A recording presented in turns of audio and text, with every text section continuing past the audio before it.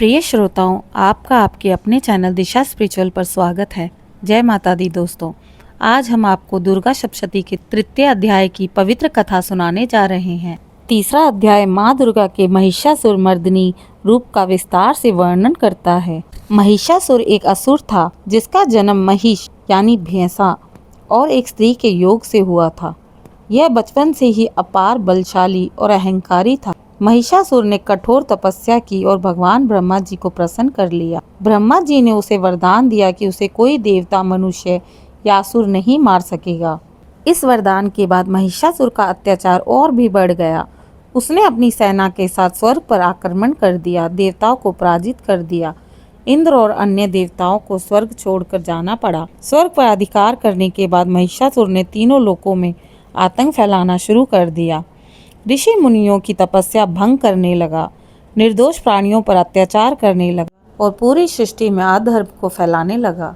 देवता, असुर और मानव सभी महिषासुर के अत्याचारों से त्रस्त हो गए थे।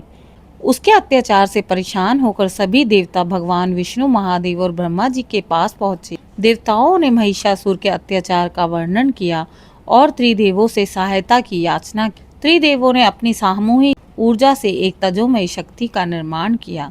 यह शक्ति ही माँ दुर्गा के रूप में प्रकट हुई। भगवान शिव ने देवी को त्रिशूल प्रदान किया, भगवान विष्णु ने चक्र प्रदान किया, इंद्र ने वज्र और अन्य देवताओं ने अपने अपने दिव्य शस्त्र प्रदान किए। माँ दुर्गा ने सिंह पर आरूढ़ होकर देवताओं को आश्वासन दिया कि मैं महिषासुर का अंत कर दूंगी। महिषासुर ने अपनी विशाल सेना के साथ माँ दुर्गा पर आक्रमण किया। उनकी सेना में कई शक्तिशाली असुर जैसे चिशुर, चामर, उदर्ग, महाहू शामिल थे। माँ दुर्गा ने अपने बाणों और शस्त्रों से असुरों का संहार करना शुरू कर दिया। महिषासुर ने स्वयं युद्ध क्षेत्र में प्रवेश किया। वह बार बार अपने रूप बदलकर माँ दुर्गा को भ्रमित करने लगा।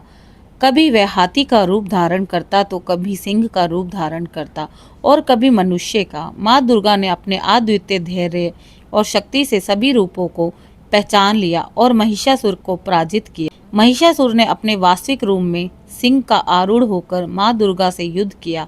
माँ ने अपने त्रिशूल से महिषासुर का वध कर दिया और उसे अंततः पराजित कर दिया। महिषासुर के वध के बाद सभी देवताओं ने माँ दुर्गा की भक्ति और उनकी विजय का गुणगान किया। वे माँ दुर्गा को महिषासुर मर्दिनी के रूप में वंदन करने लगे। अधर्म और धर्म की विजय सुनिश्चित होती है। माँ दुर्गा शक्ति और धैर्य पर विश्वास का प्रतीक मानी जाती है। संकट के समय माँ दुर्गा की आराधना से सभी बाधाएं दूर हो सकती है। प्रिय श्रोताओं, आपको ये कथा कैसी लगी? अगर आपको ये कथा प्रेरणादायक लगी है तो लाइक करें, सब्सक्राइब करें और बेल आइकन दबाना ना भूलें